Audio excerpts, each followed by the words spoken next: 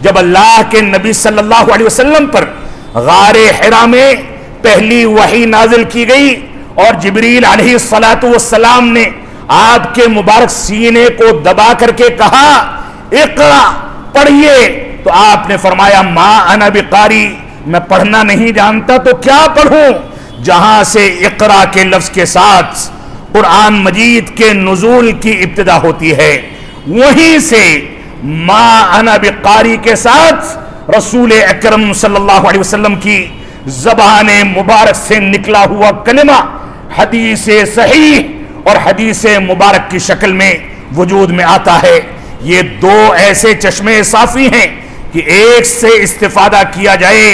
دوسرے کو چھوڑ دیا جائے تو انسان کا بیلنس بگڑ جائے گا۔ یہ دو پہیے کی ایسی گاڑی ہے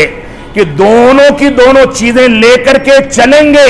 تو کامیاب ہوں گے، ورنہ کامیاب نہیں ہو سکتے۔ قبر میں جہاں انسان کی آنکھیں مدھنے کے بعد اس کو مٹی میں دفنایا جاتا ہے، جب فرشتے آتے ہیں اس سے سوال کرتے ہیں تو جہاں یہ سوال کیا جاتا ہے کہ تمہارا رب کون ہے، اللہ رب العالمین کے بارے میں سوال کیا جاتا ہے، وہیں یہ بھی سوال کیا جاتا ہے اس شخصیت کے بارے میں تم کیا کہتے ہو جس کو محمد الرسول اللہ کہا جاتا تھا۔ تو یہ وہ سنگم ہے کہ ایک کو چھوڑیں گے تو گمراہ ہو جائیں گے، دونوں کی دونوں چیزیں لے کر کے چلیں گے تبھی کامیابی ملے گی۔ اور انہی تین سوالوں میں سے ایک سوال ہوتا ہے دین کے بارے میں کہ تمہارا دین کیا ہے۔ تم نے رب کو، اللہ کو اپنا رب تسلیم کر لیا، اللہ کے نبی کو اپنا نبی تسلیم کر لیا، لیکن دین کون سا اپناتے تھے؟ صحابہ کرام کے منہج والا دین یا مبتدعہ والا دین، ائمہ کرام کی تقلید والا دین؟ اگر دین ہمارا خالص ہوگا، ہم منہج سلف پر چل رہے ہوں گے، تب ان تینوں سوالوں کا صحیح جواب دینے پر قادر ہوں گے۔ السلام علیکم ورحمۃ اللہ وبرکاتہ۔ بسم اللہ الرحمن الرحیم، الحمد للہ رب العالمین والصلاة والسلام علی رسولہ الکریم محمد وعلی آلہ واصحابہ اجمعین، اما بعد۔ اعوذ باللہ من الشیطان الرجیم، بسم اللہ الرحمن الرحیم۔ ومن يشاقق الرسول من بعد ما تبين له الهدى ويتبع غير سبيل المؤمنين نوله ما تولى ونصله جهنم وساءت مصيرا۔ وقال النبي صلى الله عليه وسلم لا تزال طائفة من أمتي ظاهرين على الحق لا يضرهم من خذلهم حتى يأتي أمر الله، او كما قال النبي صلی اللہ علیہ وسلم۔ عزیزان گرامی قدر، ذمہ داران مجلس اور ذمہ داران مسجد، جماعت اہل حدیث علی گڑھ کے ذمہ داران، اور بالخصوص میرے لیے یہ مسرت کا موقع ہے کہ اس تاریخی مسجد میں جو 1885 کی تعمیر شدہ مسجد ہے، اس مسجد سے پہلی بار میں اپنے جماعت کے احباب کو خطاب کرنے کا ایک موقع مجھ کو ملا ہے۔ اللہ رب العالمین ہمارے لیے اس موقع کو دنیا اور آخرت کی ترقی اور کامیابی کا ذریعہ بنائے۔ جو موضوع میرے لیے منتخب کیا گیا ہے وہ موضوع در حقیقت کسی ایسے علم کے سمندر کا موضوع ہے جو منہج سلف کی گہرائیوں سے واقف ہو، صحابہ کرام کی طرز زندگی کو لوگوں کے سامنے بیان کر سکے، قرآن مجید کے اصول تفسیر، رسول اکرم صلی اللہ علیہ وسلم کی احادیث مبارکہ کے اصول حدیث سے واقف ہو، اور سلف صالحین کی مکمل زندگی اس کے سامنے ہو۔ منہج سلف در حقیقت کہنے میں ایک چھوٹا سا موضوع ہے، لیکن اگر حقیقت دیکھی جائے تو اسلام کی مکمل ترجمانی یا اسلام کا دوسرا نام یا اسلام کی سچی تعبیر یا اسلام کی صحیح ترجمانی جو ہے وہ در حقیقت منہج سلف ہے۔ منہج سلف کیوں ہے، کس بنیاد پر اس موضوع کو یہاں منتخب کیا گیا، یہ ایک پوری داستان ہے۔ اس کے مستقل اسباب ہیں، اس کی مستقل ضرورت ہے، اور پورے ہندوستان ہی میں نہیں بلکہ دنیا کے مختلف خطوں میں جماعت اہل حدیث جو صحابہ کرام کے منہج سے ماخوذ دعوت و تبلیغ پیش کرنے کی قائل ہے، جماعت اہل حدیث جو قرآن مجید اور سنت رسول کی وہ ترجمانی پیش کرنے والی جماعت ہے جس ترجمانی کو رسول اکرم صلی اللہ علیہ وسلم کی تربیت میں رہ کر کے صحابہ کرام نے سیکھا اور دنیا کے سامنے بیان کیا۔ آج ضرورت اس بات کی ہے کہ جماعت اہل حدیث کے افراد کے اندر جو خلل، بے عملی، منہج سے دوری، قرآن و سنت پر بے عملی اور قرآن و سنت کی مخالفت، معاملات میں قرآن و سنت کی تعلیمات سے دوری، عقائد میں قرآن و سنت کے منہج سے دوری، صحابہ کرام کی طرز زندگی کی نقالی سے دوری، رسول اکرم صلی اللہ علیہ وسلم کی سیرت مبارکہ سے دوری، قرآن مجید کی سچی تعبیرات سے دوری، احادیث رسول صلی اللہ علیہ وسلم کی سچی شرح و تفسیر سے دوری، اور صحابہ کرام کی عظمت کو تسلیم کرنے اور علم کے حصول کے لیے علماء کرام کے ساتھ جڑنے سے متعلق جو دوری ہے، اس دوری کے مد نظر آج ضرورت اس بات کی ہے کہ اس موضوع کو ہندوستان ہی نہیں دنیا کے ہر خطے میں امت اسلامیہ کے نوجوانوں کے سامنے پیش کیا جائے۔ یہ ایک مسلمہ حقیقت ہے کہ ہم جس گھر میں پیدا ہوئے اس گھر میں ہمارے ماں باپ نے ہم کو یہ بتا دیا کہ ہم کون سے مسلک سے ہیں، ہمارا نام عبداللہ عبد الرحمن رکھ دیا گیا، ہم کو یہ سمجھا دیا گیا کہ ہم کون سے مکتب فکر سے تعلق رکھتے ہیں، لیکن ہمارے درمیان جینے والے بہت سارے علماء، بہت سارے طلبہ، بہت سارے نوجوان، بہت سارے جماعت کے احباب اس بات سے واقف ہی نہیں ہے کہ منہج سلف کا تعارف کیا ہے، اس کے تقاضے کیا ہیں، اس کے مطابق زندگی گزارنے کے مطالبات کیا ہیں، اس کی تعبیرات کیا ہیں، صحابہ کرام نے کس وجہ سے اس منہج کو اپنا کر کے اپنے آپ کو اس نام سے منسوب کیا تھا۔ یہ سارے کے سارے سوالات ہیں جو جماعت کے ہر گھر میں، ہر ذہن و دماغ میں، ہر عقل و سینے میں اس کو ابھرنا چاہیے، اور ہمارے نوجوانوں کو، ہمارے علماء کو، ہمارے احباب کو، ہمارے منتسبین کو، ہمارے متعلقین کو ان سوالات کا جواب علماء کرام سے جڑ کر کے تلاش کرنا چاہیے۔ تو میرے لیے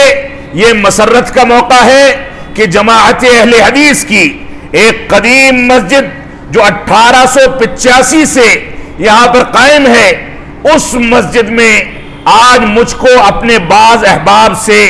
مخاطب ہونے کا موقع مل رہا ہے۔ اگرچہ میں اس بات کا مستحق نہیں، نہ عملی طور پر نہ علمی طور پر، کہ آپ میں سے بہت سارے افراد کے سامنے میں خطاب کر سکوں، لیکن مجھ کو اس بات کا مکلف بنایا گیا ہے، مجھ سے اس بات کی امید رکھی گئی ہے، اور مجھ سے یہ مطالبہ کیا گیا ہے، اور مجھ کو یہ حکم دیا گیا ہے کہ اس موضوع پر یہاں آنے والے بگاڑ، بے راہ روی اور منہج سلف سے خود ہمارے جماعت کے نوجوانوں کا دور بھاگنے کا جو وتیرہ ہے، اس کے تناظر میں تھوڑی دیر آپ سے خطاب کیا جائے۔ میرا ارادہ تو یہ تھا کہ میں درس کی شکل میں تھوڑی سی باتیں آپ کے سامنے رکھ دوں، تھوڑا بہت تبادلے خیال ہو جائے، کچھ سوال و جواب ہو جائیں، اور اس کے بعد خطاب کو ختم کر دیا جائے۔ لیکن جب یہاں کے احوال پر میں نے استفسار کیا، لوگوں سے سوالات کیے، یہاں کے حالات کو جاننے کی کوشش کی، تو دل میں یہ ٹیس پیدا ہوئی کہ کہیں ایسا نہ ہو کہ میں یہاں سے اس موقع کو گنوا کر کے اور ضائع کر کے نکل جاؤں اور آخرت میں رب کائنات مجھ سے سوال کرے کہ تم کو منہج سلف کی شرح و تفسیر کا ایک موقع ان لوگوں کے درمیان دیا گیا تھا جو اس سے بھٹکتے ہوئے نظر آتے ہیں، جن کے یہاں دور جدید کے جدید مناہج کی تعبیرات ان کے ذہن و دماغ میں اس طریقے سے بیٹھائی جا رہی ہیں کہ وہ منہج سلف سے بھٹک گئے ہیں۔ کوئی پاکستان کے کسی انجینئر کو سنتا ہے، کوئی کسی ڈاکٹر کو سنتا ہے، کوئی یوٹیوب کا دیوانہ ہے، کوئی غیر علماء سے استفادہ کرتا ہے۔ علماء سے قریب جانا، علماء سے جڑ کر کے علم حدیث، علم تفسیر، منہج صحابہ کو سیکھنا، یہ آج کے نوجوانوں کی زندگی میں ایسا لگتا ہے کہ گدھے کے سر سے سین کے طریقے سے غائب ہو گیا۔ آج ہم اپنی تعبیر اور جماعت اہل حدیث کے تعارف کو صرف اتنا سمجھتے ہیں کہ جو قرآن مجید اور سنت رسول کی دعوت دیتا ہے وہ اہل حدیث ہے، وہ اہل حدیث جماعت کا داعی ہے۔ ہرگز نہیں، یہ ہماری خطا اور انتہائی خطرناک قسم کی غلطی ہے۔ جماعت اہل حدیث کا، منہج سلف کا جو تعارف ہے وہ قرآن و سنت نہیں ہے، منہج سلف کا جو تعارف ہے وہ قرآن و حدیث نہیں ہے، منہج سلف کا جو تعارف ہے وہ محض قرآن مجید کی آیتوں کا نمبر ذکر کر دینا، حدیث رسول کا نمبر اور چیپٹر ذکر کر دینا، یہ نہیں ہے۔ معاف فرمائیں گے، منہج سلف یہ ہے کہ آپ قرآن مجید کی آیت کو قرآن مجید کی دوسری آیتوں سے،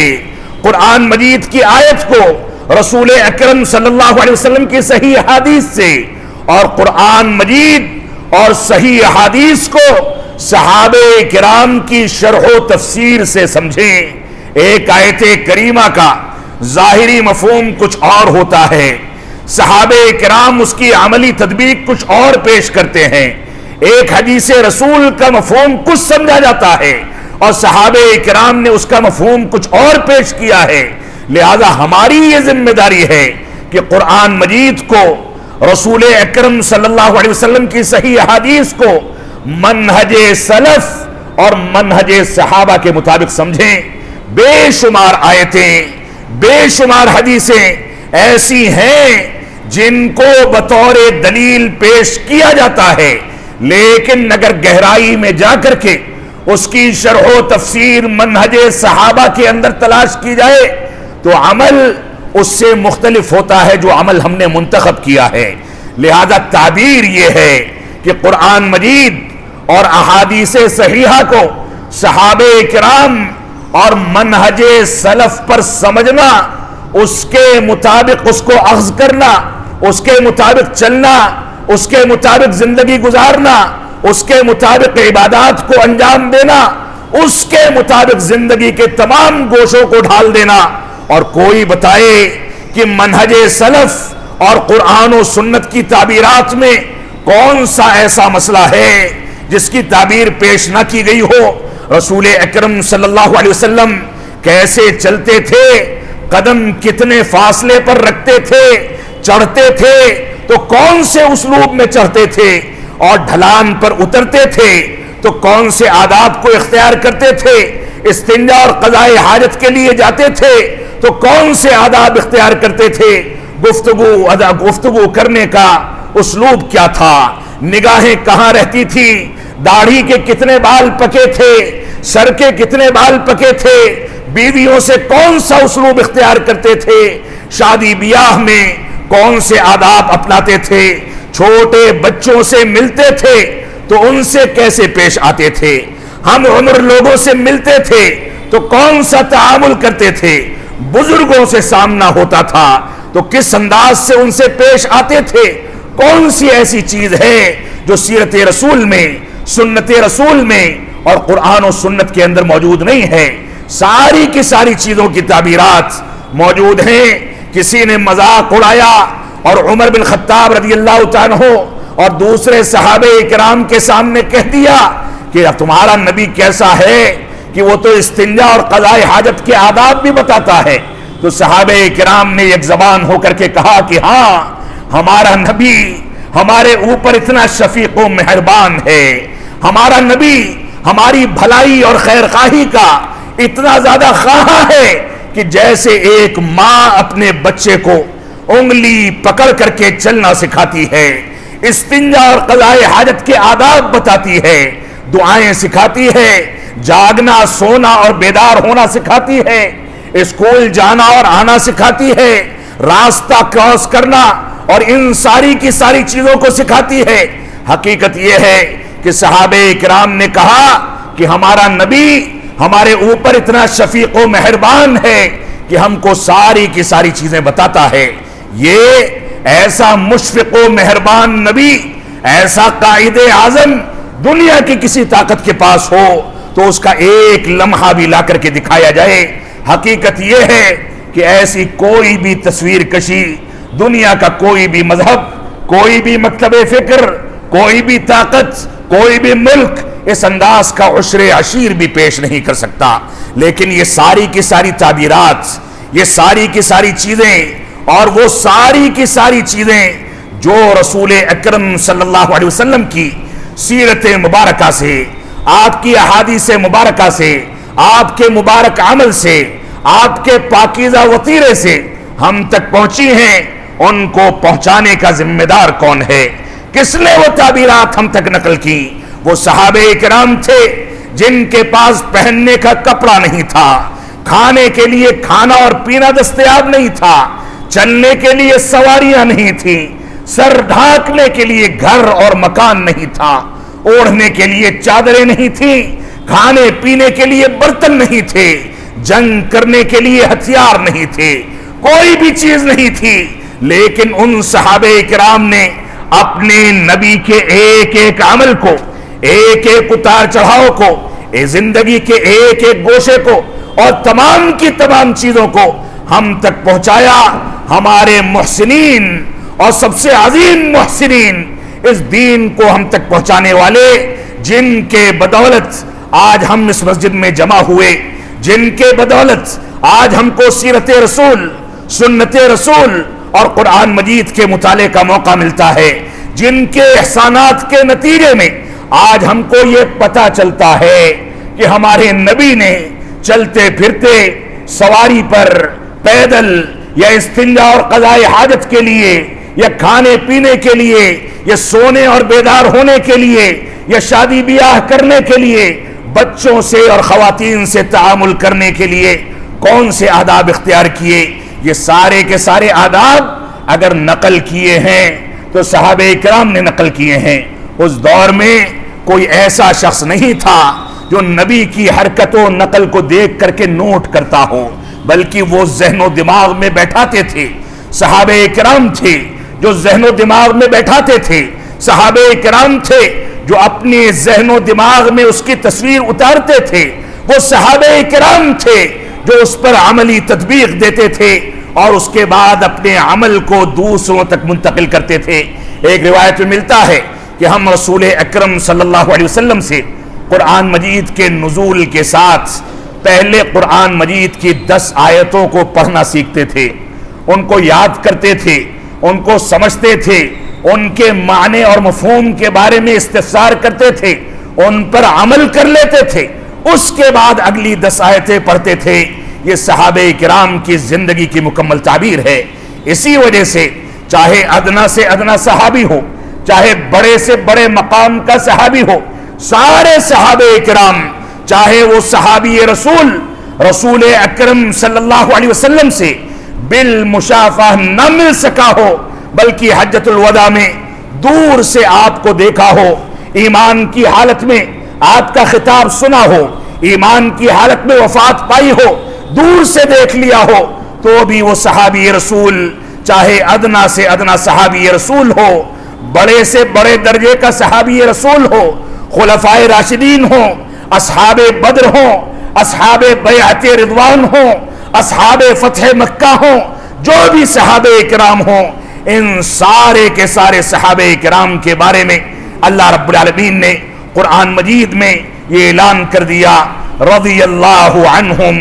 ورضوا عنہ، کہ اللہ رب العالمین ان سے راضی ہوا اور یہ اللہ رب العالمین سے راضی ہوئے۔ تو کون سے اسباب ہیں کہ ان صحابہ کرام کی اس عظمت اور ان کو ایسا سرٹیفکیٹ مل گیا، اس کے باوجود پڑوسی ملک کا ایک نیم رافضی اور ایک صحابہ کرام پر تنقید کرنے والا ہمارے موبائل فون کے یوٹیوب کی زینت بن جائے، ہمارے گھروں میں اس کو سنا جائے، ہم اس سے استفادہ کریں، اس کی تقریروں کو سنیں اور صحابہ کرام کے بارے میں جو غلط تناظر پیش کرے اور یہاں تک کہے کہ ابو بکر صدیق، عمر بن خطاب، عثمان غنی رضی اللہ عنہم مجمعین، یہ سارے کے سارے لوگ علی بن نبی طالب رضی اللہ عنہ کے بالمقابل کم فضیلت رکھتے ہیں، اور رضی اللہ عنہم ورضوا عنہ کے ضمن میں سارے صحابہ نہیں آتے بلکہ کچھ صحابہ کرام کو اس میں شمار کیا گیا ہے۔ یہ کون سی تعبیر ہے؟ یہ کون سا اتہام ہے؟ یہ کون سا جرم ہے؟ یہ ہمارے بزرگوں کے لیے، ہم تک دین کو پہنچانے والوں کے لیے، ہمارے اوپر احسان عظیم کرنے والوں کے لیے کوئی شخص اس طرح کی باتیں کرے، امیر معاویہ کو گالیاں دے، صحابہ کرام پر تنقیدیں کرے، صحابہ کرام کے اوپر غلط اتہامات لگائے، اس کے باوجود ہم اپنے اوپر احسان کرنے والوں کے خلاف زہر اگلنے والے کو سنیں، اس کی تعبیرات سے متاثر ہوں، اپنے بچوں میں اس کا تعارف کرائیں، یہ کون سے انصاف کی بات ہے؟ ہماری ذمہ داری ہے کہ ہم منہج سلف کا حقیقی حق ادا کر کے اس کے مطابق زندگی گزاریں۔ بے شمار باتیں آپ کے سامنے رکھی جا سکتی ہیں لیکن وقت تنگ ہے، میں اختصار کے ساتھ باتوں کو آپ کے رکھوں گا۔ منہج سلف کیا ہے اس کی تھوڑی سی تعبیرات آپ کے سامنے پیش کر دی جائیں۔ اس سلسلے میں شیخ الاسلام علامہ ابن تیمیہ رحمۃ اللہ علیہ کی ایک عبارت میں آپ کے سامنے بیان کرتا ہوں۔ فرماتے ہیں ان عامۃ البدع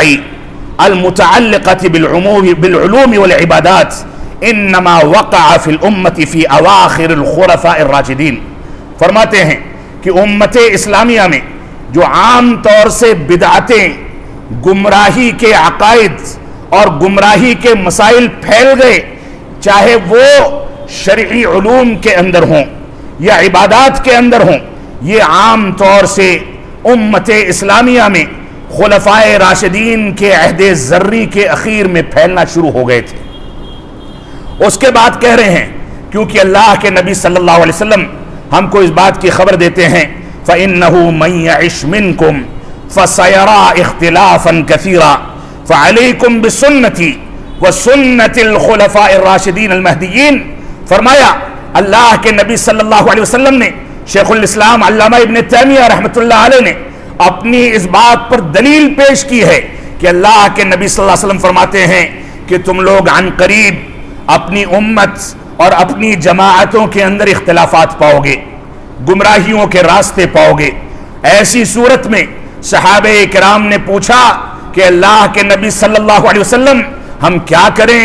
کون سا اسلوب اختیار کریں، کون سے منہج پر چلیں، کون سے ضوابط اختیار کریں؟ تو اللہ کے نبی صلی اللہ علیہ وسلم نے فرمایا کہ تم لوگ عن قریب اختلافات پاؤ گے، جب اختلافات دیکھو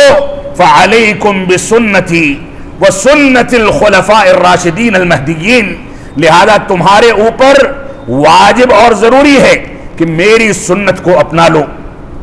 میری سنت کو اپنا لو۔ آج کے دور میں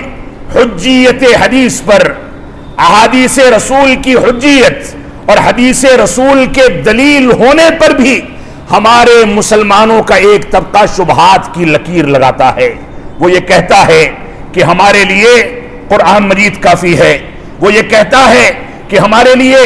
متواتر حدیثیں کافی ہیں۔ ایک وہ طبقہ جو کل تک یہ کہتا تھا کہ قرآن مجید بھی ہمارے لیے حجت ہے، لیکن قرآن مجید کی کچھ تعبیرات پر شبہ کرتا تھا، اور وہ طبقہ جو کل تک یہ کہتا تھا کہ حدیث رسول ہمارے درمیان حجت ہیں لیکن حدیث رسول میں کچھ چیزیں شبہات پر مبنی ہیں، آج انہی میں کے بعض طبقات ایسے ہیں جو یہ کہتے ہیں کہ حدیث متواتر تو ہمارے لیے حجت ہے، لیکن خبر واحد یعنی حدیث کی وہ قسم جس کو ایک صحابی رسول نے نقل کیا ہو وہ ہمارے لیے دلیل نہیں ہے، بلکہ ہمارا اعتقاد ہے کہ صحابہ کرام سارے کے سارے قابل اعتماد ہیں۔ صحابہ کرام سے اللہ رب العالمین نے اپنی رضامندی کا اظہار کر کے ان کو یہ سرٹیفکیٹ دے دیا کہ یہ جو بات کہیں دینی امور میں اس کو اپنا لیا جائے، اس کو اختیار کر لیا جائے، اس کے مطابق زندگی گزاری جائے، اور صحابہ کرام جس بات کی مخالفت کر دیں اس چیز کو چھوڑ دیا جائے۔ تو اللہ کے نبی صلی اللہ علیہ وسلم فرماتے ہیں کہ ایسی صورت میں جب تمہارے درمیان اختلاف ہو جائے، کوئی کہے کہ نماز میں پیٹ پر ہاتھ باندھا جائے، کوئی کہے کہ ہاتھ چھوڑ کر کے نماز پڑھی جائے، کوئی کہے کہ سینے پر باندھا جائے، کوئی کہے کہ گردن پر باندھا جائے، کوئی کچھ کہے، کوئی کچھ کہے، کوئی عبادت کا طریقہ کچھ بتائے، کوئی کسی انداز کی تعبیر کرے، جب اختلاف ہو جائے تو اللہ کے نبی صلی اللہ علیہ وسلم نے فرمایا فَعَلَيْكُمْ بِسُنَّتِي وَسُنَّتِ الْخُلَفَاءِ الرَّاشِدِينَ الْمَهْدِيِّينَ۔ تو تمہارے لیے ضروری ہے کہ میری سنت کو اپنا لو۔ یہاں تفریق نہیں کی گئی سنت متواترہ یا خبر احاد کے درمیان، فرمایا میری سنت کو اپنا لو اور خلفائے راشدین جو تعبیر پیش کر دیں اس کو اپنا لو اور اس کے مطابق زندگی گزارو، کیونکہ یہ خلفائے راشدین یہ مہدیین ہیں، ہدایت یافتہ ہیں، اللہ رب العالمین نے ان کو راہ حق پر چلا دیا، دینی امور میں ان سے غلطیاں نہیں ہو سکتی، یہ دین کی سچی تعبیر پیش کرتے ہیں۔ اس کے بعد کہتے ہیں شیخ الاسلام علامہ ابن تیمیہ رحمۃ اللہ علیہ وَأَوَّلُ بِدْعَةٍ ظَهَرَتْ بِدْعَةُ الْقَدَرِيَّةِ، سب سے پہلی بدعت جو ظاہر ہوئی وہ قدریہ کی بدعت تھی، جو تقدیر کے معاملے میں غلط عقیدے کے حامل تھے، اور اس کے بعد ارجا کی بدعت جو ایمان کی غلط تعریف پیش کرتے ہیں ان کی بدعت ظاہر ہوئی، اس کے بعد تشیع اور خوارج کی بدعت پیش ہوئی۔ تشیع یعنی صحابہ کرام کے خلاف تنقیص، علی بن نبی طالب رضی اللہ تعالیٰ عنہ کے بہانے سے بقیہ خلفائے راشدین پر تنقید کرنا اور دھیرے دھیرے ان کو اسلام سے خارج کہہ دینا، اور یہ کہنا کہ وہ خلافت کے مستحق نہیں تھے بلکہ اسلام سے خارج ہو گئے تھے، یہ تشیع کی بدعت بعد میں ظاہر ہوئی۔ اس کے بعد خوارج کی بدعت ظاہر ہوئی، یعنی لوگوں نے مسلمانوں کے ائمہ کو کافر، علماء کو کافر کہنا شروع کر دیا۔ وہ آیتیں جو قرآن مجید کے اندر کفار کے حق میں نازل ہوئی تھیں ان کو مسلمانوں پر فٹ کرنا شروع کر دیا، یہ خوارج کی بدعت شروع ہوئی۔ ان خوارج کے سرغنہ نے خود رسول اکرم صلی اللہ علیہ وسلم کی توہین کی، اور اس کے بعد کہتے ہیں یہ ساری کی ساری بدعتیں دوسری صدی ہجری کے اندر ظاہر ہو گئیں، اور اس کے بعد صحابہ کرام جب تک موجود رہے ان لوگوں نے اس پر نکیر کی، اس پر تنقید کی، اس کے خلاف ننگی تلوار بن کے کھڑے رہے۔ خوارج کا قلعہ کما کر دیا، ماتریدیہ کا قلعہ کما کر دیا، معتزلہ کا قلعہ کما کر دیا، روافضہ اور شیعہ کا قلعہ کما کر دیا۔ ان میں سے کوئی پنپنے نہیں پایا، تھوڑے بہت عناصر غلط انداز کے بگاڑ کے نتیجے میں کہیں رہ گئے، تو آگے صحابہ کرام کے دور کے بعد پھر سے پنپنے لگے۔ اس کے بعد کہتے ہیں اعتزال و جہمیت کی اور مسلمانوں کے درمیان مختلف فتنوں کی نیو ڈالے جانے لگی، مختلف انداز کے فتنے پنپنے لگے، اور اخیر میں تصوف کا فتنہ، اور اس کے بعد قبروں کے اوپر مسجدیں بنانے یا مسجدوں کے اندر قبریں تعمیر کرنے کے فتنے وجود میں آئے، اور دیکھتے دیکھتے اسلام کی صاف ستھری تصویر کو لوگوں نے خود مسلمانوں کا لبادہ اوڑھ کر کے منہدم کر دیا۔ یہ صورتحال شیخ الاسلام علامہ ابن تیمیہ رحمۃ اللہ علیہ کے قول کی روشنی میں آپ دیکھ سکتے ہیں یہ منہج سلف کیا ہے، منہج سلف کی تعریف کیا ہے، اس کا تھوڑا سا خلاصہ پیش کر کے میں آگے بڑھوں گا۔ منہج سلف اور منہج بدعت یعنی بدعتیوں کا طریقہ اور صحابہ کرام کا طریقہ، ان میں بنیادی فرق کیا ہے؟ اہل کلام یعنی اسماء و صفات میں غلط انداز کی تعبیرات پیش کرنے والے، اہل کلام اللہ رب العالمین کے اسماء و صفات کو انسانوں سے تشبیہ دینے والے، کیفیت بیان کرنے والے، اللہ رب العالمین کی اسماء و صفات کا انکار کرنے والے، اللہ رب العالمین کی اسماء و صفات کی مثال بیان کرنے والے، یہ سارے کے سارے فرقے، رافضہ کا فرقہ ہو، جہمیہ کا ہو، قدریہ کا ہو، مشبہہ کا ہو، یہ سارے کے سارے فتنے مختلف ادوار میں وجود میں آتے رہے۔ ان کا اہل بدعت کا جو منہج تھا،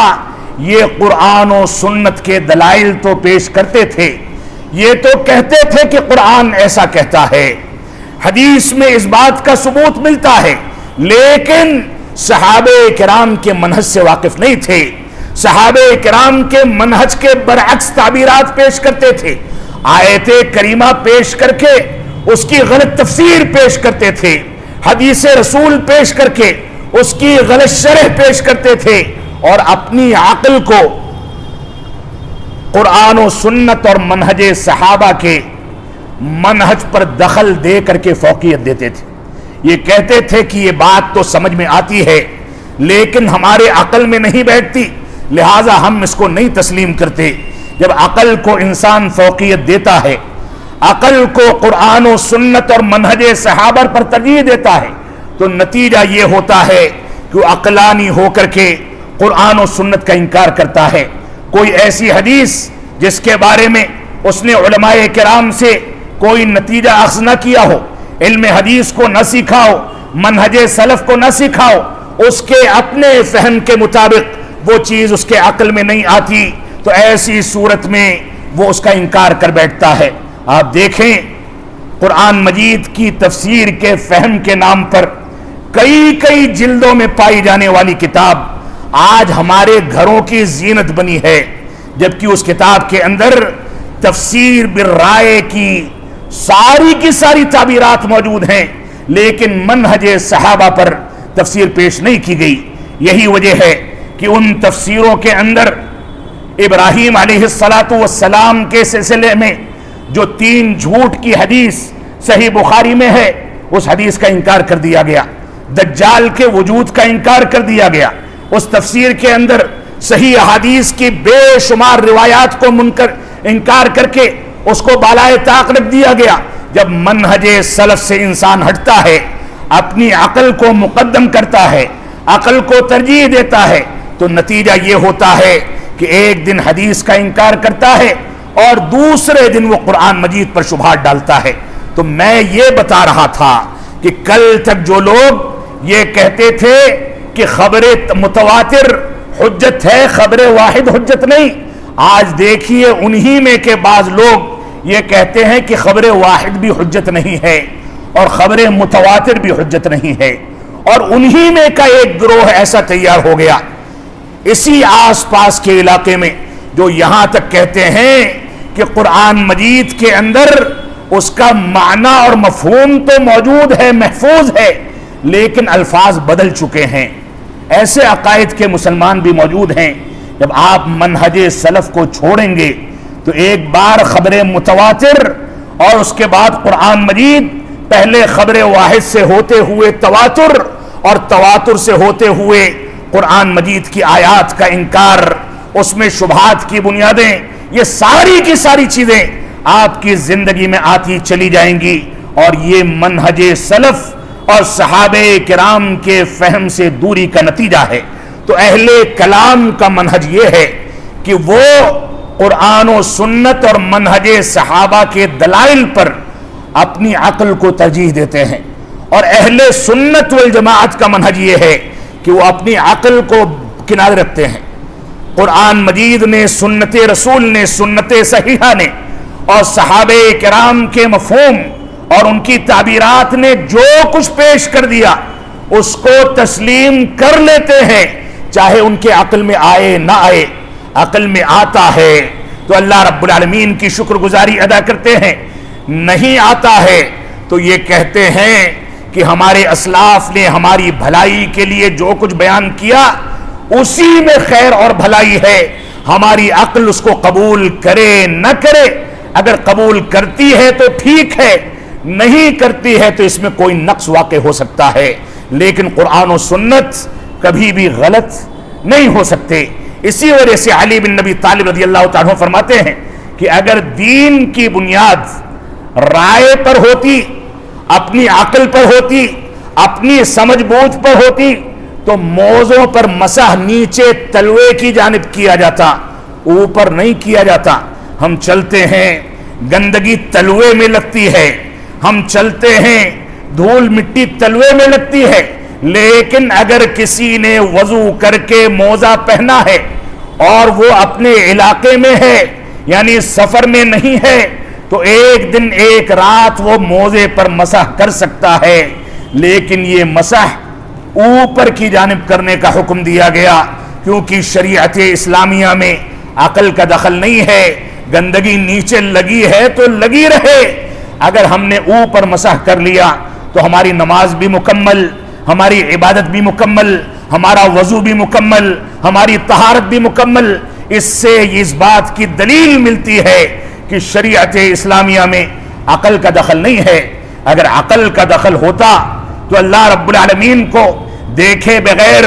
اس کے اوپر ایمان لانے کی بات نہ کہی جاتی۔ اگر عقل کا دخل ہوتا تو صحابہ کرام کے دور کے بعد مسلمانوں سے یہ مطالبہ نہ کیا جاتا کہ جس نبی کو نہیں دیکھا ہے اس پر ایمان لے آؤ۔ اگر عقل کا دخل ہوتا تو جہنم اور جنت کی تعبیرات ایسے ہی پیش نہ کی جاتی کہ اس پر غیبی ایمان لایا جائے۔ اگر عقل کا دخل ہوتا تو فرشتوں کی تفاصیل قرآن مجید میں ذکر نہ کی جاتی۔ اگر عقل کو بھڑائیں گے تو کس کا انکار کریں گے؟ سب سے پہلے آپ نبی کا انکار کریں، فرشتوں کا انکار کریں، اللہ رب العالمین کا انکار کریں۔ ہماری عقل تو یہی کہتی ہے کہ ہم نے نہیں دیکھا تو ہم کیسے ایمان لائیں، لیکن اللہ رب العالمین کی تجلی، اس کے کرشمے اور اس کی زندہ و جاوید مثالیں اس دنیا کے اندر موجود ہیں۔ اگر اس پر قرآن و سنت کے دلائل کی روشنی میں غور و تدبر کیا جائے تو انسان غیبی ایمان لا کر کے اس پر پختہ یقین رکھتا ہے، اور یہی منہج سلف ہے۔ تو منہج سلف یہ ہے کہ قرآن مجید، سنت رسول اور فہم صحابہ کو اللہ کے نبی صلی اللہ علیہ وسلم اور قرآن مجید کے دلائل کو اپنی عقل پر نہ تولا جائے، بلکہ جو کچھ حکم اس میں دے دیا گیا اس کے مطابق زندگی گزاری جائے۔ یہی ہماری ذمہ داری ہے۔ اللہ رب العالمین ہم کو اس بات کی توفیق عطا فرمائے۔ شیخ الاسلام علامہ ابن تیمیہ رحمۃ اللہ علیہ کا ایک قول میں اور ذکر کروں گا، اس کے بعد منہج صحابہ اور منہج سلف کی تعبیرات پیش کی جائیں گی، اور اس بات کو کان کھول کر کے سن لیں کہ شیخ الاسلام علامہ ابن تیمیہ رحمۃ اللہ علیہ کا ذکر اس وجہ سے قطعاً نہیں کیا جا رہا ہے کہ میں ان کا مقلد ہوں یا یہاں ان کی تقلید کی دعوت دی جاتی ہے۔ ہم جانتے ہیں کہ قیامت میں شیخ الاسلام کے بارے میں سوال نہیں کیا جائے گا۔ ہم جانتے ہیں کہ قبر کے اندر اگر سوال کسی ذات گرامی اور کسی شخصیت کے بارے میں کیا جائے گا تو وہ رسول اکرم صلی اللہ علیہ وسلم کی شخصیت ہے، نہ امام ابو حنیفہ کے بارے میں، نہ امام مالک کے بارے میں، نہ امام احمد کے بارے میں، نہ امام شافعی کے بارے میں، نہ ابن تیمیہ کے بارے میں، نہ محدثین کے بارے میں، کسی کے بارے میں سوال نہیں ہوگا۔ لیکن ان لوگوں نے منہج صحابہ کو سمجھ کر کے دین کی جو تعبیرات پیش کی ہیں، ان تعبیرات کی بنیاد پر ان کا احترام کرنا، ان کی شرح و تفسیر کو آپ کے سامنے پیش کرنا، یہ ہماری ذمہ داری ہے۔ اس وجہ سے ان کا دوسرا قول سنتے چلیں۔ فرماتے ہیں شیخ الاسلام علامہ ابن تیمیہ رحمۃ اللہ علیہ، وَمَذْهَبُ أَهْلِ السُّنَّةِ وَالْجَمَاعَةِ مذهب قديم معروف قبل أن يخلق الله أبا حنيفة ومالكا والشافعي وأحمد، فإنه مذهب الصحابة الذين تلقوه عن نبيهم، ومن خالف ذلك كان مبتدعا عند أهل السنة والجماعة، فإنهم متفقون على أن إجماع الصحابة حجة۔ فرماتے ہیں شیخ الاسلام فرماتے ہیں کہ اہل سنت والجماعت کا مذہب، ان کا مکتب فکر، ان کا مسلک، ان کا منہج، ان کا طور طریقہ، ان کی طرز زندگی اور قرآن و سنت اور منہج صحابہ کو سمجھنے کا اور اس سے استدلال کرنے کا طریقہ یہ پرانا طریقہ ہے،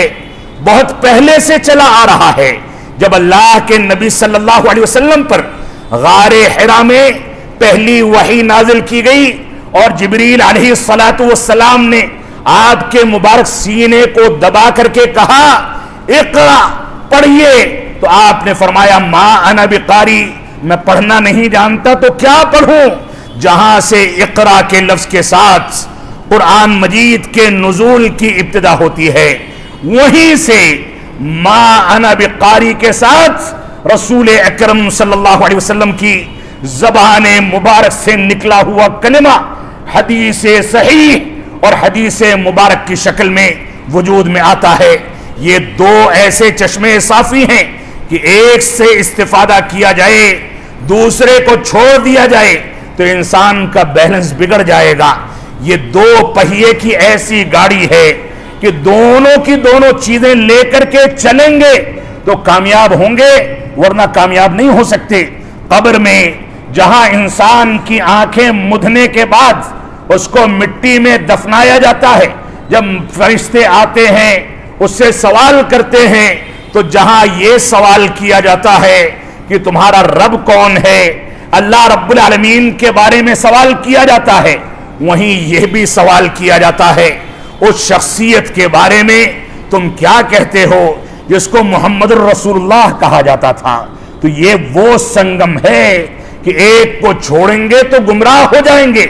دونوں کی دونوں چیزیں لے کر کے چلیں گے تبھی کامیابی ملے گی۔ اور انہی تین سوالوں میں سے ایک سوال ہوتا ہے دین کے بارے میں کہ تمہارا دین کیا ہے۔ تم نے رب کو، اللہ کو اپنا رب تسلیم کر لیا، اللہ کے نبی کو اپنا نبی تسلیم کر لیا، لیکن دین کون سا اپناتے تھے؟ صحابہ کرام کے منہج والا دین یا مبتدعہ والا دین، ائمہ کرام کی تقلید والا دین؟ اگر دین ہمارا خالص ہوگا، ہم منہج سلف پر چل رہے ہوں گے، تب ان تینوں سوالوں کا صحیح جواب دینے پر قادر ہوں گے۔ تو اللہ کے نبی صلی اللہ علیہ وسلم نے فرمایا ما انا بقاری، میں پڑھا لکھا نہیں ہوں تو کیا پڑھوں؟ تو جبریل علیہ السلام نے پھر سے سینہ دبایا اور فرمایا اقرا بسم ربک الذی خلق، اس رب کے نام سے پڑھیے جس نے آپ کو پیدا کیا ہے، اس رب کے نام سے پڑھیے جس نے آپ کے باپ کے نطفے کے اندر اتنی صلاحیت پیدا کی کہ وہ حقیر پانی شرمگاہ کے راستے سے ہوتے ہوئے ماں کی بچے دانی میں جا کر کے ٹھہر جائے اور اس میں 9 مہینے تک پرورش پائے۔ اس رب کے نام سے پڑھیے جس رب نے اس حقیر پانی کو گوشت کا لوتھڑا بنایا، خون کا لوتھڑا بنایا۔ اس رب کے نام سے پڑھیے جس رب نے اس حقیر پانی کو یہ صلاحیت عطا فرمائی کہ 120 دن یعنی 4 مہینے گزر جانے کے بعد ماں کی کال کوٹری میں بچے کے جسم کے اندر روح پھونک دی جائے۔ وہ بچہ اگر وہاں پر کسی نوجوان کو بھی بند کیا جائے تو دم گھٹنے سے وہ مر جائے گا، لیکن رب کائنات نے ماں کے پیٹ میں اس بچے کو غذا فراہم کی، سانس لینے کی صلاحیت دی۔ رب کائنات نے ماں کے پیٹ میں اس بچے کے لیے دنیا بنا دی۔ رب کائنات نے اس ماں کو یہ توفیق عطا فرمائی کہ اس کے اوپر غشی طاری ہو جائے، وہ بے ہوش ہو جائے، وہ کمزوری لاحق ہونے کے نتیجے میں اسپتالوں میں بھرتی ہو جائے، لیکن اس کے باوجود بچے کے اوپر کوئی آنچ آئے وہ برداشت نہیں کرتی، بچے کو پالتی ہے، بچے کے لیے درد زہ کو برداشت کرتی ہے، اور اس کے بعد 2 سال تک بچے کو اپنا دودھ خون کی شکل میں پلاتی ہے۔ اس رب کے نام سے پڑھیے جس رب نے آپ کو ایک حقیر پانی سے پیدا کیا ہے۔ تو اللہ رب العالمین نے جہاں اقرا کا حکم دے کر کے قرآن مجید کی ابتدا فرمائی، وہیں رسول اکرم صلی اللہ علیہ وسلم نے ما انا بقاری کہہ کر کے حدیث رسول کی ابتدا فرمائی۔ تو یہ دونوں کے دونوں سرچشمے صافی ایک ساتھ چلے تو منہج اہل سنت والجماعت یہ ہے کہ ہم قرآن و سنت کو صحابہ کرام کے منہج پر سمجھیں، عقل میں آئے تو آئے، نہ آئے تو بھی تسلیم کر لے۔ یہ اہل سنت والجماعت کا منہج ہے۔ تو ابن تیمیہ رحمۃ اللہ علیہ فرماتے ہیں کہ اللہ رب العالمین نے اہل سنت والجماعت کے منہج کو ابتدائی دور سے، جب اقرأ بسم ربک الذی خلق کی آیت کریمہ نازل ہوئی، اسی دور سے تحفظ فراہم کیا، اسی دور سے اس کی تدوین کا کام شروع کر دیا، اسی دور سے گاہے بگاہے لوگوں کی ضرورت کے لحاظ سے اللہ کے نبی صلی اللہ علیہ وسلم پر وحی کا نزول ہوا اور واضح کر دیا وما ينطق عن الهوى ان هو الا وحی یوحى، کہ آپ اپنی مرضی سے کچھ نہیں کہتے، جو کچھ فرماتے ہیں وہ رب کائنات کی وحی ہوتی ہے، جو کچھ کہتے ہیں وہ اللہ رب العالمین کا نازل کردہ ہوتا ہے۔ تو فرماتے ہیں شیخ الاسلام علامہ ابن تیمیہ رحمۃ اللہ علیہ کہ اہل سنت والجماعت کا مذہب یہ مذہب قدیم، مسلک قدیم، منہج قدیم اور اصول و ضابطے میں سب سے اولین حیثیت رکھنے والا ضابطہ ہے، اور اس کی تکمیل اللہ رب العالمین نے بہت پہلے کر دی تھی۔ اس سے کہیں پہلے کہ امام ابو حنیفہ پیدا ہوئے، اس سے کہیں پہلے اس کو مکمل کر دیا گیا۔ امام ابو حنیفہ رحمۃ اللہ علیہ کی پیدائش، امام مالک رحمۃ اللہ علیہ کی پیدائش، امام شافعی رحمۃ اللہ علیہ کی پیدائش، امام احمد بن حنبل رحمۃ اللہ علیہ کی پیدائش سے کہیں پہلے اللہ رب العالمین نے اہل سنت والجماعت کے مذہب و منہج و مسلک کو مکمل کر دیا تھا۔ کہتے ہیں کیونکہ یہ صحابہ کرام کا منہج و مسلک تھا، کیونکہ یہ صحابہ کرام کا منہج و مسلک تھا، اور صحابہ کرام نے اس کو کس سے اخذ کیا تھا؟ خود رسول اکرم صلی اللہ علیہ وسلم سے حاصل کیا تھا۔ وہ عظیم سنگت، وہ عظیم رہنما، وہ عظیم قائد، وہ عظیم مربی، وہ نبی آخر الزمان، وہ اللہ رب العالمین کا پیارا حبیب، وہ چاند کی جانب اشارہ کرے تو چاند کے 2 ٹکڑے ہو جائیں،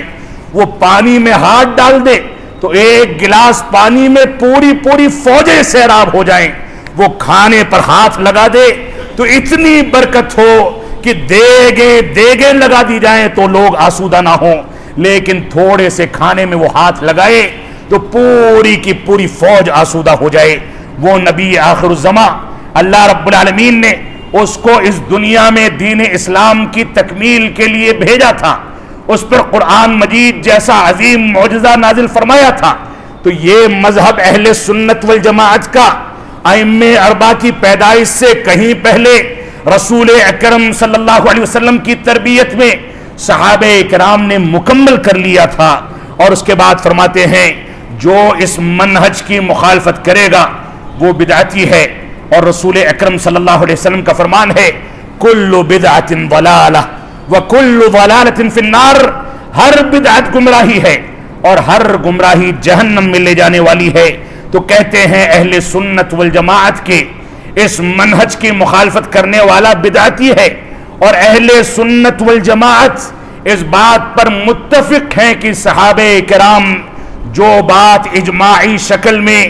سارے کے سارے صحابہ کہہ دیں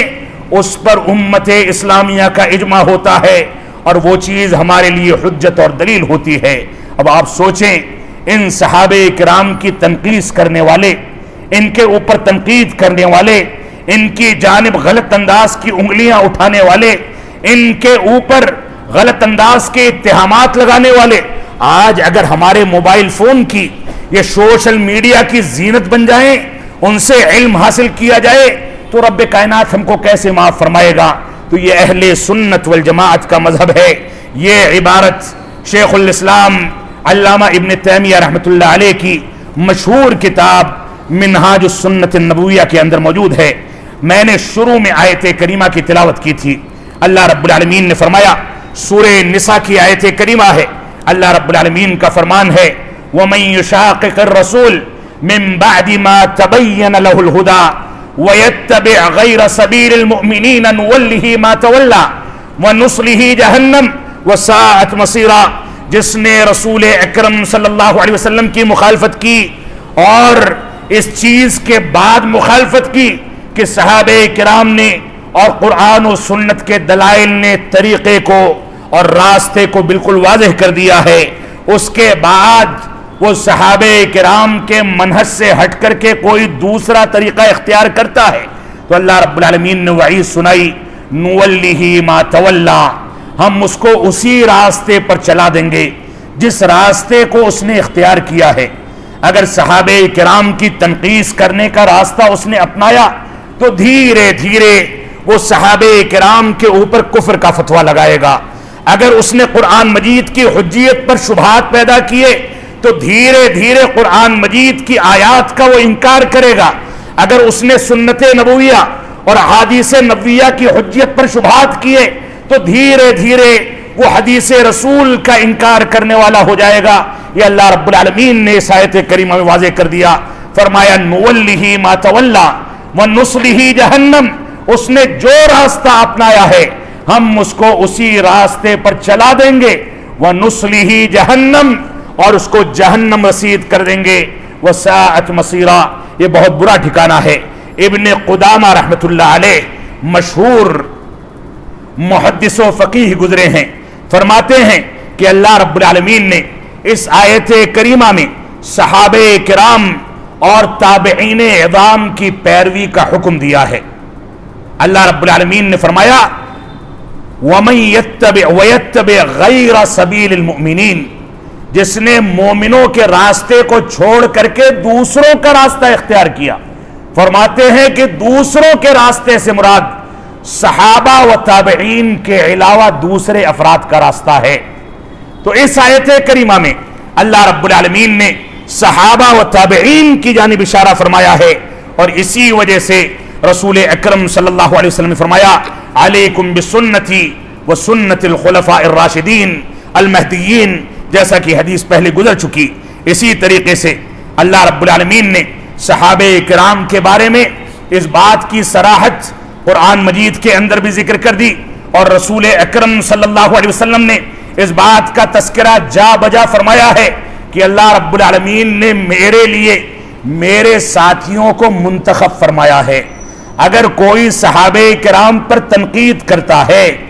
صحابہ کرام کی تنقیص کرتا ہے، صحابہ کرام پر انگلیاں اٹھاتا ہے، صحابہ کرام پر اعتراض کرتا ہے، خلافت و ملوکیت کے بہانے سے صحابہ کرام کے بارے میں شبہات پیدا کرتا ہے، تو گویا وہ اس انتخاب کو بائیکاٹ کرتا ہے جو انتخاب رب کائنات نے 7ویں آسمان سے کیا تھا۔ اللہ رب العالمین نے اپنے نبی کے لیے اپنے نبی کے ساتھیوں کو منتخب فرمایا، ان کے لیے رضامندی کا سرٹیفکیٹ دیا، لہذا صحابہ کرام سے نفرت رکھنے والا یا صحابہ کرام پر تنقید کرنے والا صرف صحابہ کرام پر تنقید نہیں کرتا، گویا رسول اکرم صلی اللہ علیہ وسلم کے ساتھیوں پر، رسول اکرم صلی اللہ علیہ وسلم کے انتخاب پر اور خود رب کائنات کے انتخاب پر وہ تنقید کرتا ہے، جو تنقید انسان کے اسلام کو منہدم کر کے اس کو تباہ و برباد کر دیتی ہے، اور دھیرے دھیرے وہ ایمان سے خارج ہو جاتا ہے۔ صحابہ کرام کے بارے میں بے شمار روایتیں ان کے فضائل پر موجود ہیں۔ اللہ کے نبی صلی اللہ علیہ وسلم سے ابن عباس رضی اللہ تعالی، عبداللہ بن مسعود رضی اللہ تعالی عنہ فرماتے ہیں کہ اللہ رب العالمین نے بندوں کے دلوں پر نظر ڈالی، لوگوں کے دلوں پر نظر ڈالی، ان دلوں میں سب سے زیادہ پاکیزہ دل اپنے آخری نبی جناب محمد الرسول اللہ صلی اللہ علیہ وسلم کو پایا، لہذا آپ کو اپنی نبوت کے لیے منتخب کر لیا، آپ پر قرآن مجید کا نزول فرمایا، اور اس کے بعد اللہ رب العالمین نے پوری دنیا کے تمام انسانوں کے دلوں پر نگاہ دوڑائی، ان سارے کے سارے لوگوں میں سب سے زیادہ پاکیزہ دل صحابہ کرام کے دل ملے، لہذا صحابہ کرام کو رسول اکرم صلی اللہ علیہ وسلم کی دوستی کے لیے منتخب فرمایا۔ اس انتخاب پر جو تنقید کرے وہ دھیرے دھیرے اسلام سے خارج ہو سکتا ہے، اس کو فوراً توبہ کر کے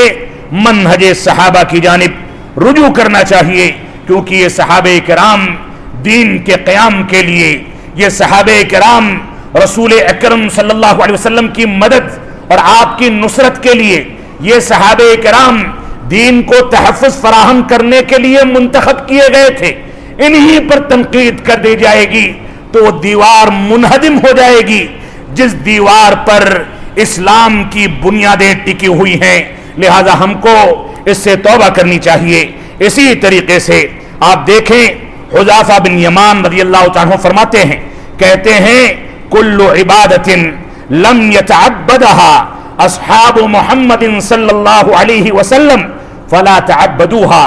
ہر وہ عبادت جس کو صحابہ کرام نے انجام نہیں دیا، ہر وہ طریقہ جس کو صحابہ کرام نے اختیار نہیں کیا،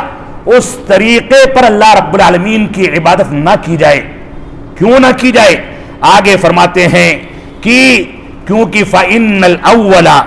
لَمْ يَدَعْ لِلْآخِرِ مَقَالًا، کیونکہ پہلے والے یعنی صحابہ کرام آنے والے دور کے لیے کوئی کسر نہیں چھوڑتے، کوئی کمی نہیں چھوڑتے۔ اللہ کے نبی صلی اللہ علیہ وسلم نے اسی وجہ سے حجۃ الوداع کے موقع سے اپنی مبارک اونٹنی پر جو جغالی کر رہی تھی اس پر سوار ہو کر کے جب حجۃ الوداع میں خطاب فرمایا، 1,00,000 سے زیادہ صحابہ کرام موجود تھے، آپ نے انسانیت کو، ساری دنیا کو جو پیغام دیا اس پیغام کو آج دنیا کے سامنے عام کرنے کی ضرورت ہے۔ اسی میں آپ نے صحابہ کرام کو مخاطب کر کے فرمایا، کیا تم لوگ گواہی دیتے ہو کہ میں نے دین کو مکمل امانت داری کے ساتھ تمہارے سامنے پہنچا دیا؟ کیا تم لوگ گواہی دیتے ہو کہ میں نے دین کی تکمیل کر دی؟ کیا تم لوگ گواہی دیتے ہو کہ میں نے دین کی ساری تعبیرات پیش کر دی؟ سارے کے سارے صحابہ کرام نے یک زبان ہو کر کے کہا کہ ہاں، آپ نے دین کی مکمل تعبیرات اور مکمل امانت دنیا کے سامنے پیش کر دی ہے۔ اسی دن وہ آیت کریمہ نازل ہوئی تھی جس میں اللہ رب العالمین نے فرمایا تھا اليوم اکملت لکم دینکم واتممت علیکم نعمتی، کہ ہم نے آج آپ کے لیے آپ کے دین کو مکمل کر دیا۔ اللہ رب العالمین نے اپنی نعمت کی آج تکمیل کر دی اور اسلام کو آپ کے لیے پسندیدہ دین قرار دیا۔ لہذا اس آیت کریمہ کے نزول سے پہلے جس دین کی تعبیرات صحابہ کرام اور خود نبی آخر الزمان نے فرما دی وہی دین ہے، اور اس آیت کریمہ کے نزول کے بعد دین کی جانب جو بھی باتیں بغیر دلیل کے منسوب کی جاتی ہیں وہ سب کی سب خرافات اور بدعت ہیں، گمراہی ہیں اور جہنم میں لے جانے والی ہیں۔ تو فرمایا کیونکہ پہلے کے لوگ بعد میں آنے والوں کے لیے کوئی کسر نہیں چھوڑتے۔ صحابہ کرام کیسے کسر چھوڑتے؟ وہ صحابہ کرام جو دین کے لیے دنوں رات مر مٹ جایا کرتے تھے، وہ صحابہ کرام جو پھٹے پرانے کپڑے پہن لیتے، ایک چادر میں زندگی گزار لیتے، کئی مہینے تک چولہے پر پکا ہوا کھانا ان کو نصیب نہیں ہوتا تھا، کھجور اور پانی پر گزارا کرتے تھے۔ وہ صحابہ کرام جو میدان جنگ میں نکلتے تھے، تلوار ہوتی تھی تو ڈھال سے محروم ہوتے تھے۔ وہ صحابہ کرام جو پیدل چلتے تھے، سواریاں نہیں ہوتی تھیں، ستو گھول کر کے پی لیا کرتے تھے۔ وہ صحابہ کرام جن کے بارے میں ابو داؤد کی روایت میں ملتا ہے اللہ کے نبی صلی اللہ علیہ وسلم مدینہ میں اپنے گھر سے نکلے، کیا دیکھتے ہیں کہ ابو بکر و عمر دونوں جو بعد میں اسلام کے پہلے اور دوسرے خلیفہ ہونے والے ہیں، جن میں سے ایک کو اللہ رب العالمین نے ثانی اثنین اذ ہما فی الغار کا لقب دیا، غار میں دو میں کا دوسرا تھا۔ دوسرے کو اللہ رب العالمین نے اپنے نبی کی زبانی یہاں تک بتایا کہ جہاں سے عمر گزر جاتا ہے شیطان نہیں گزر سکتا، جہاں سے عمر گزر جائے وہاں سے شیطان نہیں گزر سکتا۔ دوسرے خلیفہ کو اللہ رب العالمین نے یہاں تک عظمت دی کہ قرآن مجید کی بہت ساری آیتیں ایسی نازل ہوئیں جس مسئلے میں اللہ کے نبی صلی اللہ علیہ وسلم، ابو بکر صدیق رضی اللہ تعالیٰ عنہ ایک جانب تھے،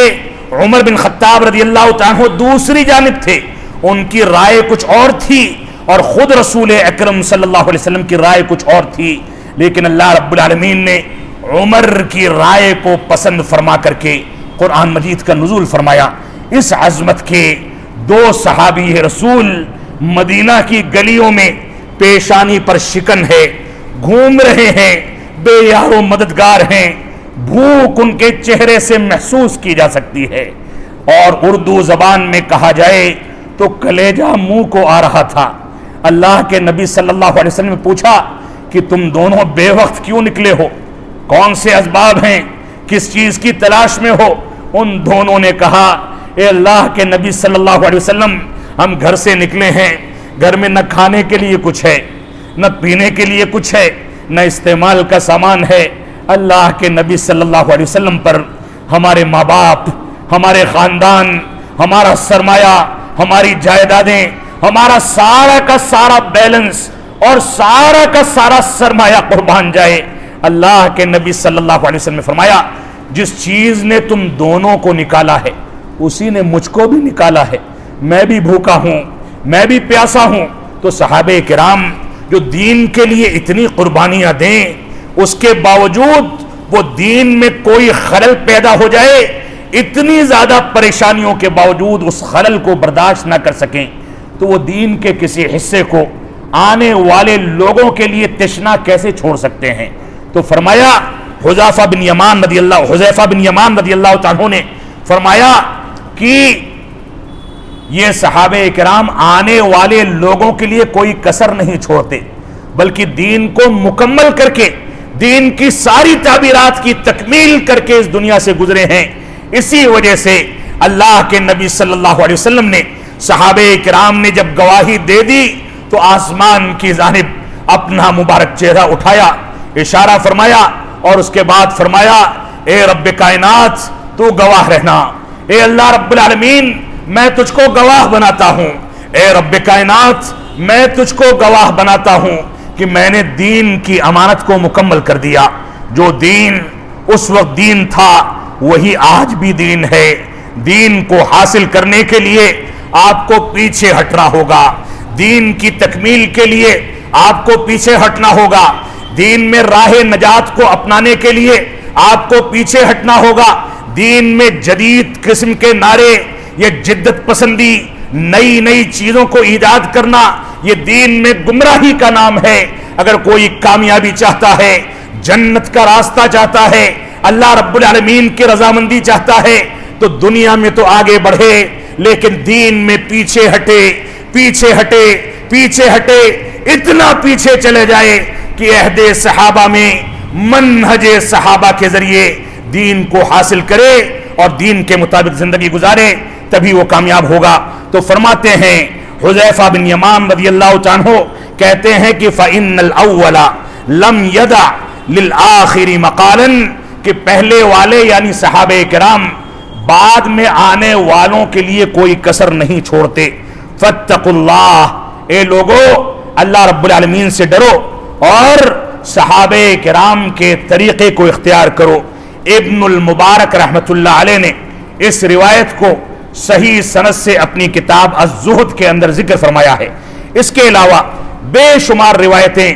منہج صحابہ کو سمجھنے کے لیے ہم سامنے رکھ سکتے ہیں۔ امام احمد بن حنبل رحمت اللہ علیہ فرماتے ہیں، اصول السنت عندنا، اہل سنت والجماعت کا اصول ہماری نظر میں یہ ہے کہ التمسک بما کان علیہ اصحاب رسول اللہ صلی اللہ علیہ وسلم، اس چیز کو مضبوطی کے ساتھ تھام لینا جن چیزوں کو صحابہ کرام نے تھاما،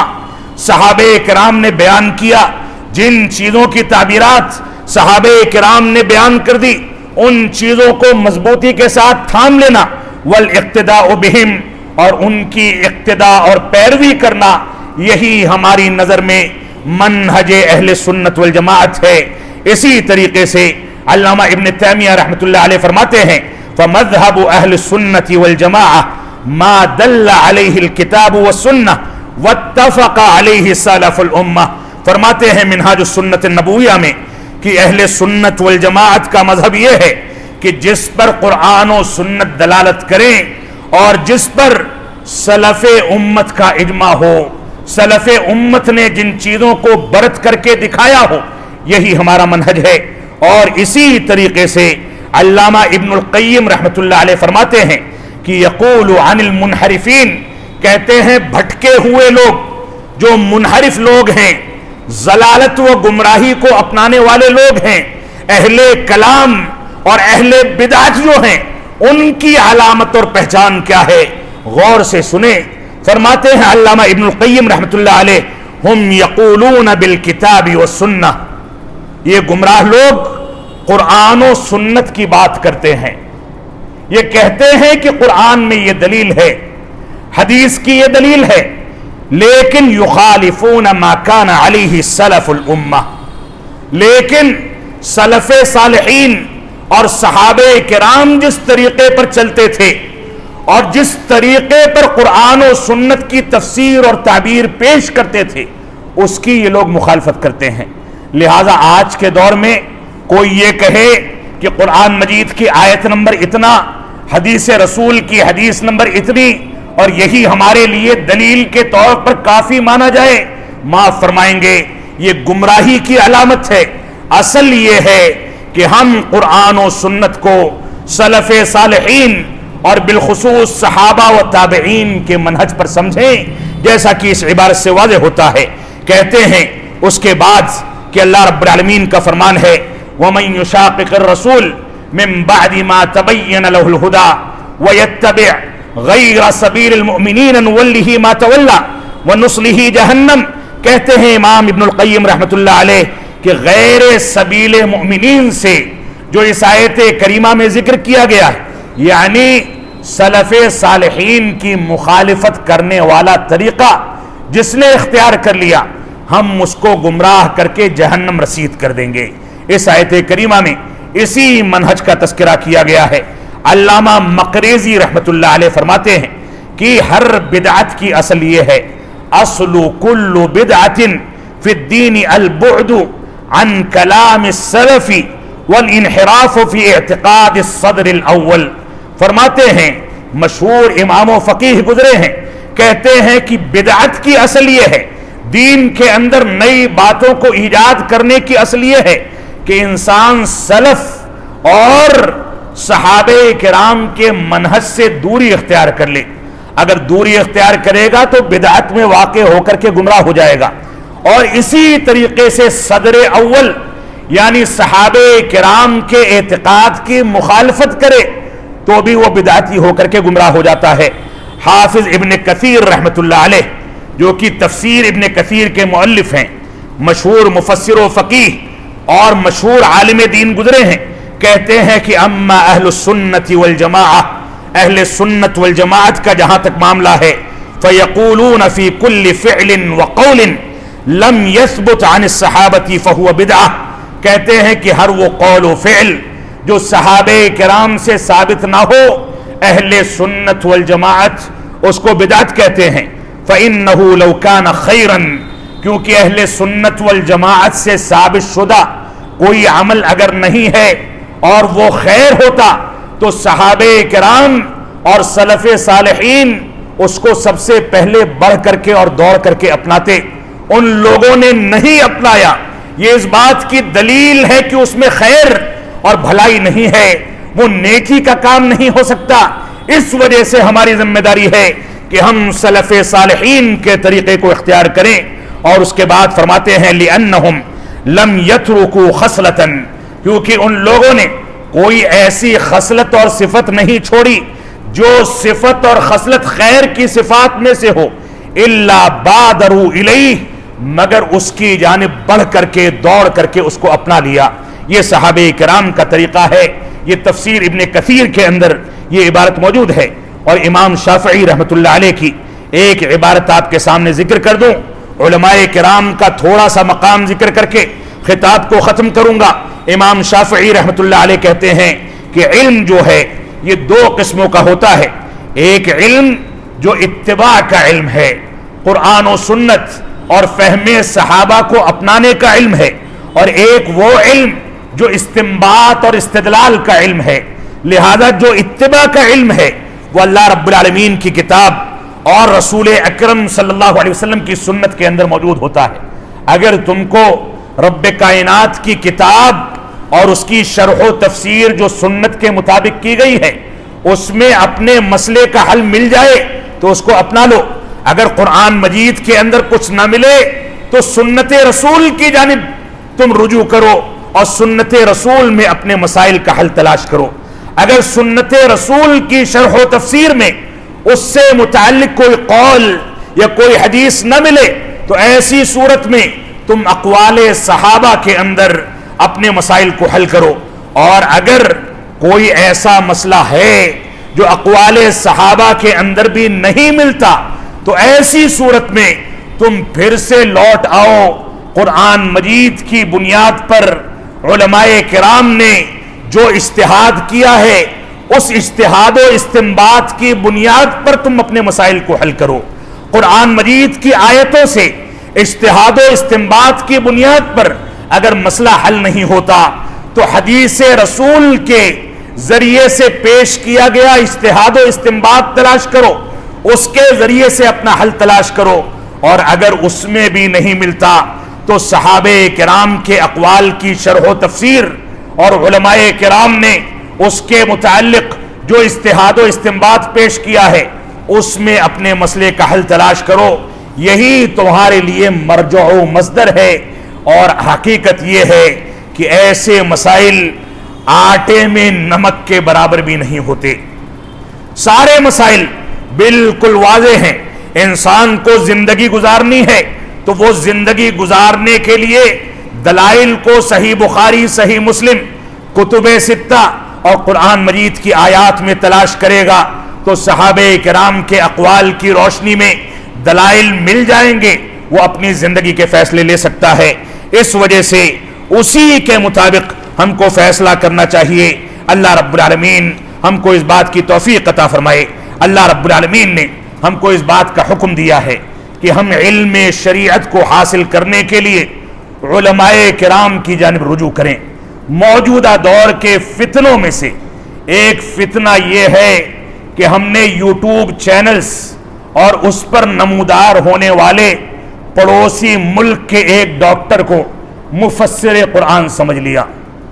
جبکہ وہ خوارج کے طرز استدلال سے تفسیر پیش کر کے غلط تعبیرات پیش کرتا ہے۔ ہمارا المیہ یہ ہے کہ پڑوسی ملک کے ایک انجینئر کو ہم نے جو نیم راستی ہے دین کا سب سے بڑا سپہ سالار سمجھ کر کے صحابہ کرام کی تنقیص اور توہین کرنے کے جرم کے باوجود اس کو اپنا پیشوا تسلیم کر لیا، جبکہ نہ یہ عالم ہے نہ وہ عالم ہے۔ انہی کے بعض شاگردوں نے ہندوستان میں ان کو متعارف کرایا اور وہ ہماری جیبوں میں، ہمارے دل و دماغ میں گھومتے ہیں۔ علماء گلا پھاڑتے رہیں، منہج سلف کی تعبیر پیش کرتے رہیں، ان کی بات سے ہم کو عبرت حاصل نہیں کرنی، بلکہ ایسے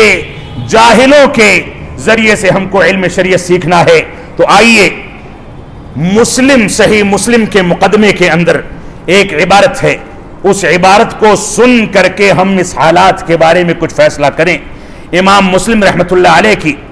کتاب کے مقدمے میں یہ عبارت ابو الزناد رحمۃ اللہ علیہ کے حوالے سے موجود ہے۔ کہتے ہیں کہ مدینہ میں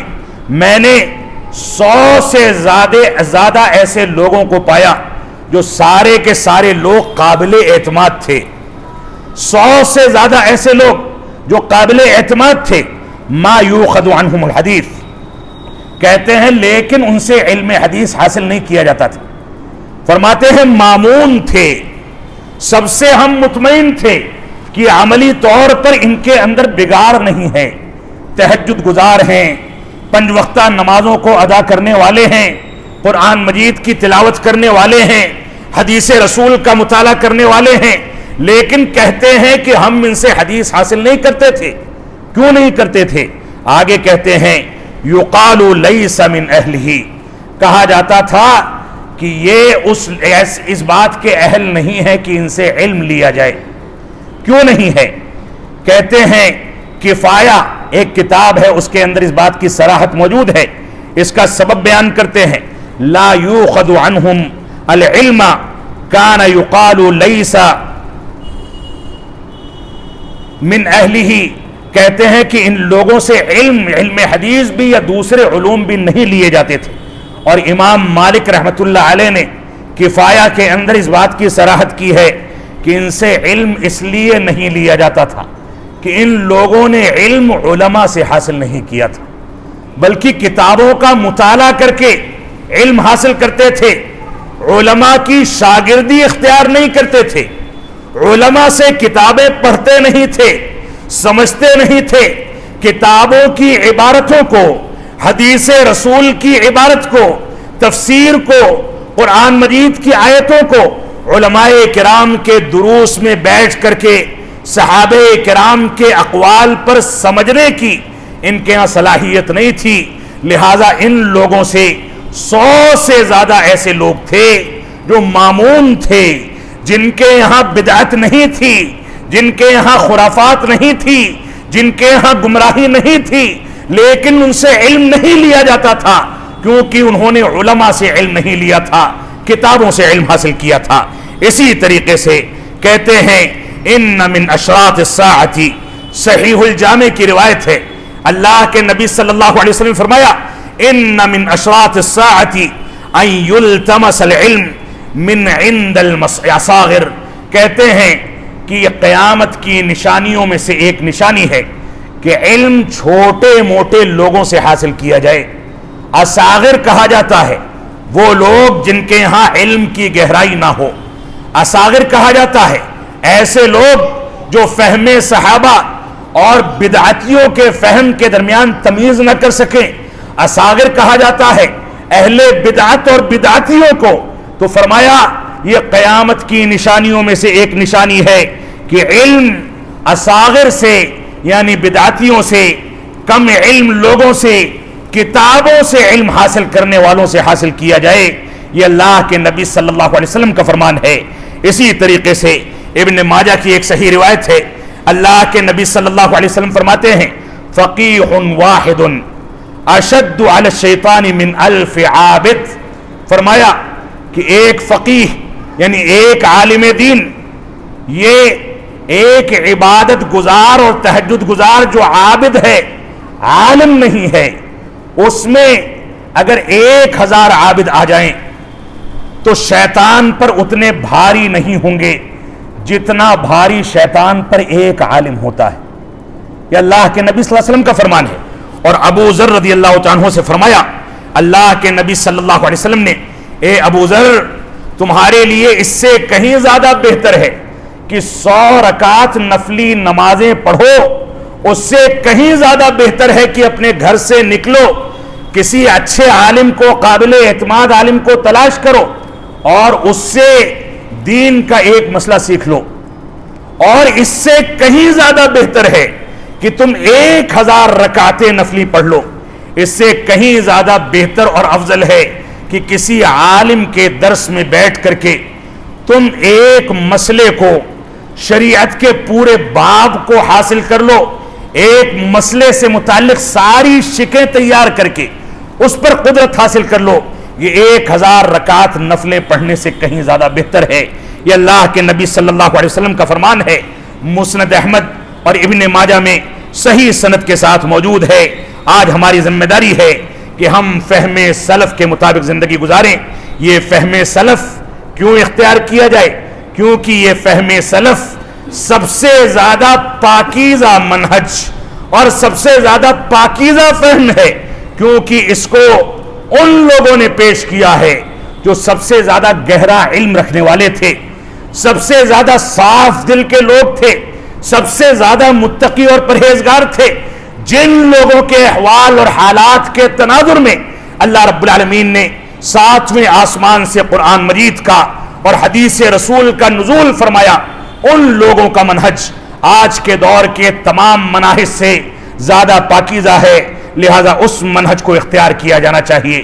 سلف صالحین کے منہج کو کیوں اختیار کیا جائے؟ کیونکہ یہ منہج ان لوگوں نے پیش کیا ہے جن کی تربیت بذات خود نبی آخر الزماں جناب محمد رسول اللہ صلی اللہ علیہ وسلم نے اختیار کی ہے. ان لوگوں کا منہج کیوں اختیار کیا جائے؟ کیونکہ ان لوگوں کا انتخاب اور اختیار اپنے نبی کی صحبت کے لیے خود رب کائنات نے فرمایا تھا. اس وجہ سے ان کا منہج اختیار کیا جائے. اسی طریقے سے ان کا منہج اس وجہ سے اختیار کیا جائے کیونکہ اللہ رب العالمین نے ان کا توصیہ کیا ہے, پاکیزگی بیان کی ہے, ان سے رضامندی کا اظہار کیا ہے, ان کا تزکیہ کیا ہے. ان کا منہج اس وجہ سے اختیار کیا جائے کیونکہ اللہ رب العالمین نے قرآن مجید میں بار بار ان کی پیروی, ان کی اقتداء اور ان کی اتباع کرنے کا حکم دیا. ان لوگوں کا منہج اس وجہ سے اختیار کیا جائے کیونکہ یہ لوگ بدعت سے دور رہنے والے لوگ تھے. ان کے چشمے صافی میں ایک جرثومہ بھی بدعت کا اگر آ جائے تو اس کو نکال کر کے ویسے ہی پھینکتے تھے جیسے عبداللہ بن مسعود رضی اللہ تعالیٰ نے مدینہ یا بغداد کی کسی مسجد میں بعض لوگوں کو دیکھا کہ وہ حلقہ بنا کر کے تسبیح و تحلیل دانوں پر پڑھ رہے ہیں تو انہوں نے کہا کہ یہ کیا ہے, تو فرمایا کہ تسبیح و تحلیل پڑھ رہے ہیں. حلقہ بنا رکھا تھا, دائرہ بنا رکھا تھا. تو انہوں نے فرمایا کہ اللہ کے نبی صلی اللہ علیہ وسلم کی وفات کو ابھی تھوڑا ہی عرصہ گزرا ہے اور تم نے دین کے نام پر نئی باتیں ایجاد کر لی. تسبیح و تحلیل کرنا اللہ کے نبی صلی اللہ علیہ وسلم کی سنت ہے, لیکن حلقہ بنانا, اس کے لیے دانوں کا انتخاب کرنا یا تسبیح پر تسبیح کے دانوں پر تسبیح و تحلیل پڑھنا, یہ اللہ کے نبی صلی اللہ علیہ وسلم سے, یہ صحابہ کرام سے ثابت نہیں. لہذا عبادت کے وسائل بھی